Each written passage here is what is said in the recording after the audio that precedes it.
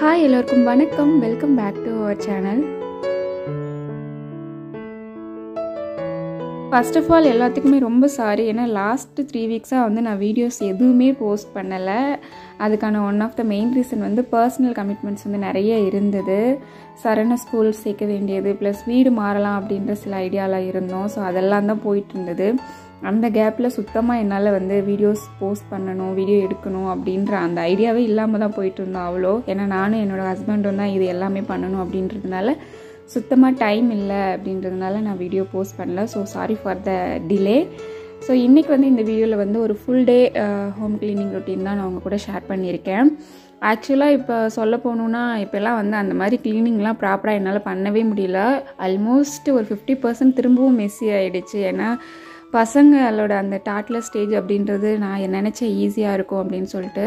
But பசங்க வளர வளர அவங்களுக்கு விவரம் தெரிய தெரிய 2 பேருக்கும் நடக்கிற மிஸ் அண்டர்ஸ்டாண்டிங், ஃபைட்டு இதெல்லாம் ஹேண்டில் பண்ணுறதே வந்து எனக்கு ஒரு பெரிய வேலையாக இருக்குது. ஸோ எனி டைமும் அவங்க கூட இருந்து அவங்களவே மானிட்டர் பண்ண வேண்டிய வேலை இருக்குது அப்படின்றதுனால நான் பெருசாக வேறு எதுலேயுமே கான்சன்ட்ரேட் பண்ணலை. கண்டிப்பாக சரண் ஸ்கூல் போயிட்டான் அப்படின்னா கண்டிப்பாக நிறைய டைம் இருக்கும். அதுக்கப்புறம் வந்து நிறைய அப்டேஷன் வந்து இருக்குது. நான் வந்து அதுக்கப்புறம் என்ன பண்ண போகிறேன், வீடு பொறுத்த வரைக்கும் நிறைய பிளான் இருக்குது. எனக்கு நிறைய இன்னும் அப்டேட் பண்ணணும். அதே மாதிரி என்னோடய கெரியர் வைஸும் நான் நிறைய விஷயங்கள் பண்ணலாம் அப்படின்ட்டுருக்கேன். அதெல்லாம் கண்டிப்பாக சரண் ஸ்கூலுக்கு போனதுக்கப்புறம் நிறைய வீடியோஸில் வந்து நான் ஷேர் பண்ண போகிறேன். கண்டிப்பாக இன்ட்ரெஸ்டிங்காக இருக்கும்னு நினைக்கிறேன்.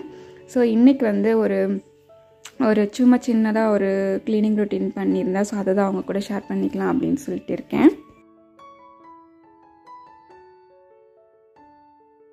மெயின்டெனன்ஸ் அப்படின்றது வந்து ஈஸி கிடையாது.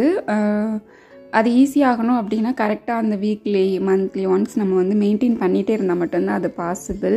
அப்படி இல்லைன்னா திரும்பி ஃபஸ்ட்லேருந்து நம்ம வந்து எல்லா வேலையுமே செய்கிற மாதிரி தான் இருக்கும். அப்படின்றதுனால இன்றைக்கி வந்து நான் அந்த கபோர்ட் ஒர்க்கெல்லாம் வந்து க்ளீன் பண்ணிடலாம்.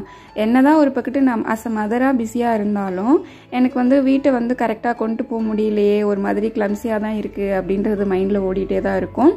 ஸோ அந்த டைமில் ஓகே நான் மட்டும்தான் எல்லாமே பண்ணணும், நான் தான் வந்து ஃபுல் ஃபேமிலி டேக் கேர் பண்ணிக்கணும் பொழுது கண்டிப்பாக நான் மெயினாக வந்து ஸ்ட்ரெஸ்ஸோ டயர்டோ ஆகிடக்கூடாது. ஸோ அதுலேயும் நான் ரொம்ப கான்சன்ட்ரேட்டிவாக இருக்கணும் அப்படின்றதுனால பேலன்ஸ் பண்ணி ஓட்டிகிட்டு இருந்தேன். பட் இருந்தாலும் கொஞ்சம் டிமோட்டிவேட்டாக ஃபீல் ஆகிற மாதிரி இருந்தது. அப்படின்றதுனால ஓகே ரைட், ஒரே நாளில் எல்லாமே பண்ண வேண்டாம், அட்லீஸ்ட் ஒரு செல்ஃபையாவது ஒரு நாளைக்கு க்ளீன் பண்ணணும். ஏன்னா எனக்கு அப்போ தான் வந்து ஒரு மாதிரி சாட்டிஸ்ஃபைடாக இருக்கும். டெய்லி ஏதாவது ஒரு வேலையை வந்து முடிக்கணும் அப்படின்னு சொல்லிட்டு நினைப்பேன். அதே மாதிரி தான் என்னோடய ஹஸ்பண்டும் சண்டே அவர் வீட்டில் இருந்தால் கூட ஏதாவது வந்து பண்ணணும், வேலை பார்த்துட்டே பேசலாம், இல்லை வேலை பார்த்துட்டு ஏதாவது ஒரு உருப்படியாக ஏதாவது ஒரு விஷயம் பண்ணணும் அப்படின்னா தான் எங்கள் 2 பேர்த்துக்குமே வந்துட்டு அந்த டே கம்ப்ளீட் ஆன மாதிரி ஃபீல் ஆகும். அப்படின்றதுனால இன்றைக்கி வந்து இந்த செல்ஃப் க்ளீன் பண்ணலாம் அப்படின்ட்டு இருந்தேன். அதேமாரி எல்லா விஷயத்துலேயும் கொஞ்சம் கொஞ்சமாக க்ளீனிங் பண்ணாமல் ஒரு சின்ன வேலையாக இருந்தாலும் அதை வந்து கரெக்டாக ப்ராப்பராக நீட்டாக பண்ணிடணும் அப்படின்றதில் வந்து நான் ரொம்ப தெளிவாக இருப்பேன். அதனால் இன்றைக்கி வந்து இந்த 2 கபோர்ட் மட்டும்தான் க்ளீன் பண்ணேன். பட் எனக்கு மேக்ஸிமம் வந்து ஹாஃப் டே ஆகிடுச்சு. ஸோ அந்தளவுக்கு எல்லாத்தையும் நீட்டாக தொடச்சிட்டு வேணுங்கிறது வேணான்றதெல்லாம் பிரிச்சுட்டு அதுக்கப்புறம் தனித்தனியாக எல்லாத்தையும் எடுத்து வச்சேன். ரொம்ப திருப்தியாக இருந்தது. இந்த கபோர்டு எந்த அளவுக்கு ஒரு மாதிரி க்ளீனாக கிளாஸ் மாதிரி இருக்கும் அந்தளவுக்கு என்னோடய மைண்ட் செட்டும் மாறிச்சு. எனக்கு என்னமோ தெரியல, எந்த டைமில் எப்படி டிமோட்டிவேட் ஆனாலும் எனக்கு வந்து சொல்யூஷனாக இருக்கிறது ஏதாவது ஒரு க்ளீனிங் ரொட்டீன் மட்டும்தான். அதுக்கு வந்து நான் ரொம்ப பழக்கப்பட்டுட்டேன். ஏன்னா நம்மளை சுற்றி இருக்கிற விஷயங்கள் பாசிட்டிவாக இருக்கும்பொழுது ஆட்டோமேட்டிக்காக நம்மளுமே வந்து பாசிட்டிவாக மாறிடுவோம். ஒரு மெடிடேஷன் பண்ணதுக்கு ஈக்குவலாக வந்து ஹெல்ப்பாக இருக்கிறதுன்றதுனால என்னால் இந்த ஹேபிட்டை மட்டும் வந்து விடவே முடியல. ஏதாவது ஒரு வேலை பார்க்கணும், அப்போ தான் அந்த டே வந்து கம்ப்ளீட் ஆகிற மாதிரி எனக்கு ஃபீல் ஆகும்.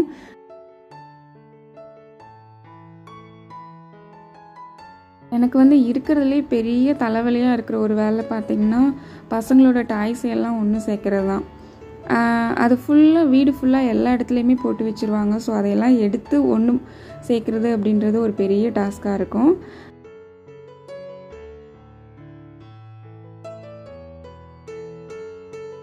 அதே மாதிரி என்னோடய பசங்களுக்கு வந்து டாய்ஸ் எல்லாம் வாங்குறது எனக்கு தெரிஞ்சு வேஸ்ட்டுன்னு தான் நினைக்கிறேன். எந்த டாய்ஸ் வாங்கினாலும் அவங்களுக்கு 1 or 2 days தான் அதில் இருக்கிற இன்ட்ரெஸ்ட்டு, அதுக்கப்புறம் போயிடும். அதே மாதிரி டாய்ஸ் ஃபுல்லாக கொட்டி விளையாடுற மாதிரி கொட்டிடுவானுங்க, அதுக்கப்புறம் விளையாடவே மாட்டாங்க, அதை விட்டுட்டு போய் டிவி பார்த்துட்ருப்பாங்க. ஸோ இந்த மாதிரி ஒன்றுக்கும் உல்ட்டாவாக தான் நடந்துகிட்ருக்கோம். அப்போல்லாம் ரொம்ப எனக்கு வந்துட்டு கோவம் வரும். பட் இருந்தாலும் வேறு ஆப்ஷன் இல்லை. ஏன்னா என்னோடய பசங்களுக்கு கீழே போய் விளையாடுறதோ இல்லை அவங்க ஏஜ் பசங்களும் நியர்பை இல்லை அப்படின்றதுனால வீட்டுக்குள்ளேயே தான் வச்சுருக்கிற மாதிரி ஒரு சூழ்நிலை அப்படிங்கும்பொழுது அந்த குழந்தைங்களுக்கும் வேறு ஆப்ஷன் கிடையாது. ஸோ அவங்க வந்து இப்படி தான் விளையாடுறதுக்கு ஆசைப்படுவாங்கும்போது நானும் நிறைய டைம் புரிஞ்சுப்பேன். அதனால நானும் அப்படியே விளையாட விட்டுருவேன். பட் இருந்தாலும் கூட அந்த டாய்ஸை கலைக்கிற டாய்ஸை வச்சு விளையாண்டா பரவாயில்ல, கொட்டி விட்டுட்டு போயிட்டு வேறு ஏதாவது வேலை பார்த்துட்ருப்பாங்க. அதேமாரி ஓப்பன் செல்ஃபு கபோர்டெல்லாம் வந்து கீ போடாமல் தான் வச்சுருக்கேன். ஏன்னா கீ போட்டு ஒரு சில டைம் மிஸ் ஆகிடுது அப்படின்னு சொல்லிட்டு கீலாம் போடாமல் வச்சுருப்பேன். அந்த கபோர்டில் இருக்க துணியும் கலைச்சிருவாங்க. எந்த கபோர்ட்லேயுமே எந்த பொருளுமே வந்துட்டு ஆர்கனைஸ்டாக இருக்கவே இருக்காது. எல்லாத்தையும் எடுத்து வெளியில் வச்சுட்டு போயிட்டு டிவி பார்த்துட்ருப்பாங்க. ஸோ இதெல்லாம் வந்து ஒரு சில நேரம் கோவம் வரும். பட் வேறு ஆப்ஷனே இல்லை. இந்த இடத்துல வந்து அந்த குழந்தைங்களுக்கு புரிஞ்சுது அப்படின்னா கண்டிப்பாக பண்ண மாட்டாங்க. ஒரு சில நேரம் நம்மளோட சொல் பேச்சு கேட்டு எடுத்து வைக்கிறது, அதை பண்ணாமல் இருப்பாங்க. பட் ஒரு சில நேரம் அதை பண்ணிடுவாங்க. அப்படிங்கும்பொழுது இந்த ஸ்டேஜில் நமக்கு குழந்தைங்களோட புரிதலும் ரொம்ப முக்கியம். அவங்க தெரிஞ்சு பண்ணுறாங்களா தெரியாமல் பண்ணுறாங்களான்றதை நம்ம தெரிஞ்சுக்கணும். எல்லா இடத்துலையும் கோவப்படுறதும் வந்து எனக்கு தெரிஞ்ச தப்பு தான் அப்படின்னு சொல்லிட்டு நிறைய விஷயத்தில் இப்போ நான் ரொம்ப பொறுமையாக அட்ஜஸ்ட் பண்ணி போவேன். ஸோ கண்டிப்பாக சரண் ஸ்கூல் சேர்த்ததுக்கப்புறம் நிறைய ரொட்டீனில் வந்து நிறைய சேஞ்சஸ் கொண்டு வரணும் அப்படின்ற பிளானில் இருக்கேன். அதே மாதிரி ஸ்க்ரீனிங் டைமும் அவங்களுக்கு வந்து எனக்கு என்னமோ அதிகமாக கொடுத்துட்ருக்க மாதிரி தோணுது.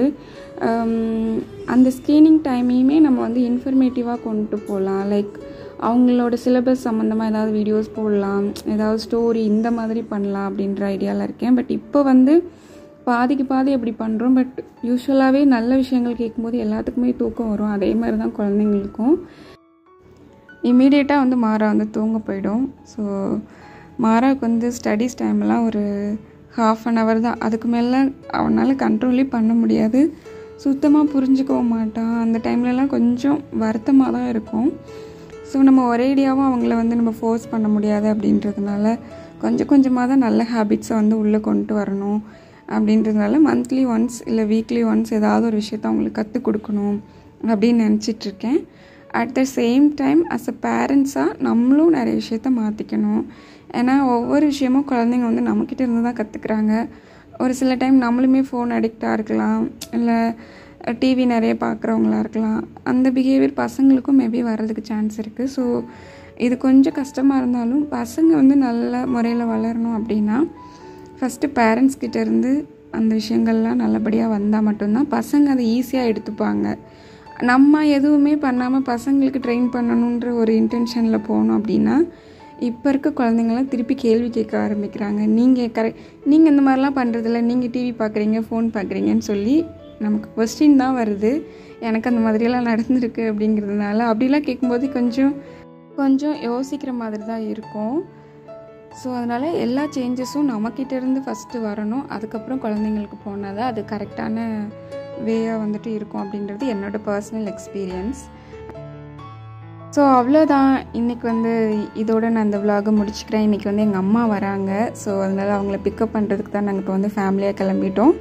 ஸோ அவ்வளோதான். இதோட இந்த விலாகை நான் கம்ப்ளீட் பண்ணிடுறேன். ஸோ கண்டிப்பாக உங்களுக்கு பிடிச்சிருக்குன்னு நினைக்கிறேன். பிடிச்சிருந்ததுன்னா லைக் அண்ட் சப்ஸ்கிரைப் மறக்காம பண்ணிவிடுங்க. And thanks for watching and keep supporting. Bye.